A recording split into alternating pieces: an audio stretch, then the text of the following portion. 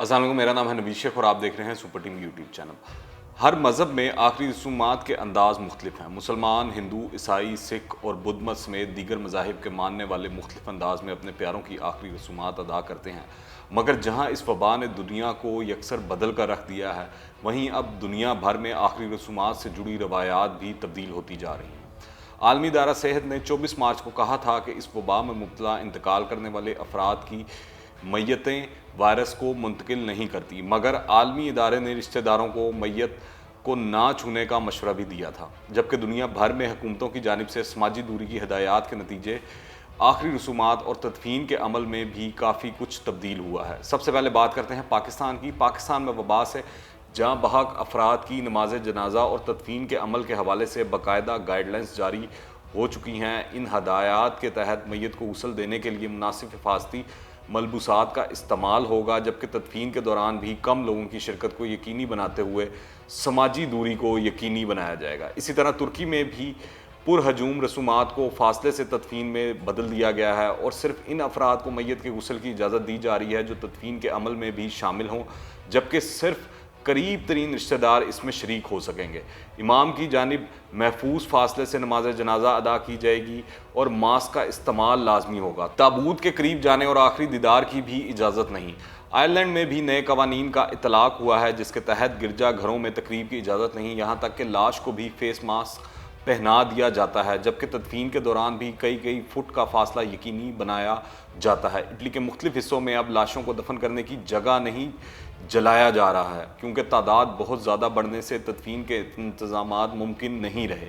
इसी तरह आखिरी रसूमात के दौरान लोगों को इजाज़त नहीं है, बल्कि इसके लिए वर्चुअल इंतज़ामात किए जा रहे हैं। ब्राज़ील और फ्रांस दोनों ममालिक में इंतज़ामिया की जानिब से लोगों पर जोर दिया गया है कि तदफीन के दौरान 10 से ज़्यादा लोगों की इजाज़त नहीं होगी। ब्राज़ील में गमज़दा अफराद को ताबूत से 6 फुट दूर रहने की हदायत की गई हैं, जो वहाँ की रवायती आखिरी रसूमात से बिल्कुल मुख्तलिफ है, जो अमूमन पूरा दिन जारी रहती हैं और सैकड़ों अफराद शरीक होते थे। ब्राज़ील में ही सौ पालो के कब्रस्तान की तस्वीर भी वायरल हुई हैं, जहाँ दर्जनों कब्रें खुदी हुई हैं, मगर तदफीन के दौरान चंद लोगों के सिवा किसी को वहाँ आने की इजाज़त नहीं। चीन में फरवरी में इस हवाले से ज़वाबित जारी करते हुए इस वबा से हलाक होने वाले अफराद की आखिरी रसूमात, तदफीन और दीगर सरगर्मियों पर पाबंदी आयद कर दी गई थी। इन हदायत के मुताबिक वबा से हलाक मरीजों की तदफीन की बजाय इनकी लाशों को करीबी मरकज़ में जलाया जाएगा, जबकि किसी को भी यानी रिश्तेदारों को भी इस अमल के दौरान जलने वाले मराकज़ में आने की इजाज़त नहीं होगी।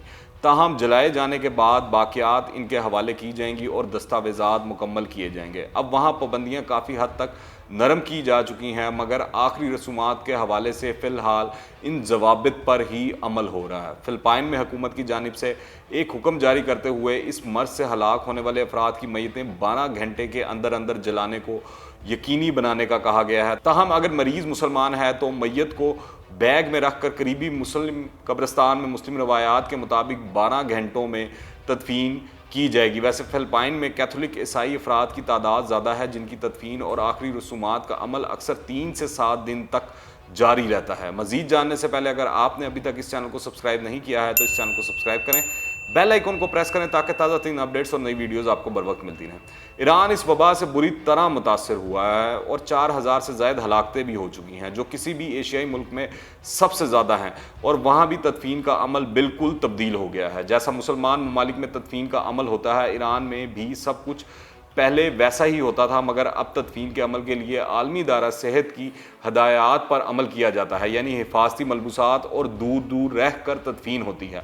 इराक में भी अब लोगों के इज्तिमा की इजाज़त नहीं और हिफाजती मलबूसात के इस्तेमाल के साथ समाजी दूरी के इकदाम को मद्देनज़र रख कर ये अमल मुकम्मल किया जाता है।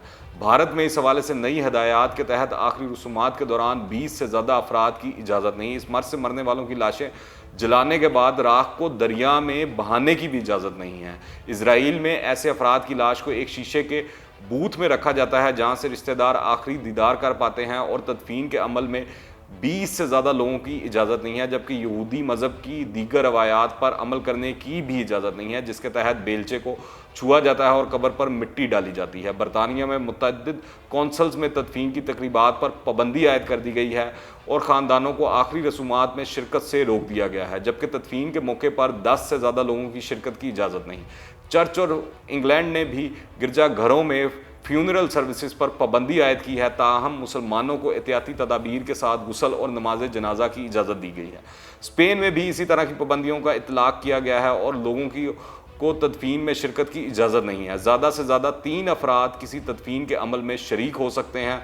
अमेरिका में भी हालात मुख्तलिफ नहीं और अब वहाँ आखिरी रसूमात और तदफीन के मौके पर ज़्यादा लोगों के जमा होने पर पाबंदी है। अब अमेरिका भर में सिर्फ ख़ानदान के अफराद 10 या इससे कम ही इसका हिस्सा बन सकते हैं, जबकि आखिरी रसूमात को लाइव स्ट्रीम भी किया जाता है। अल्लाह पाक से दुआ है कि दुनिया की रौनकें फिर से बहाल हों और जल्द से जल्द दुनिया से इस वबा का खात्मा हो, आमीन। अगर आपने अभी तक इस चैनल को सब्सक्राइब नहीं किया है तो इस चैनल को सब्सक्राइब करें, बेल आइकन को प्रेस करें ताकि ताज़ा तीन अपडेट्स और नई वीडियोस आपको बर वक्त मिलती रहें। अगर वीडियो पसंद आए तो लाइक करें और ज़्यादा से ज़्यादा शेयर करें। कमेंट्स में अपनी राय लाजमी दीजिएगा, दुआओं में याद रखें। अनटिल द नेक्स्ट टाइम, अल्लाह हाफिज़।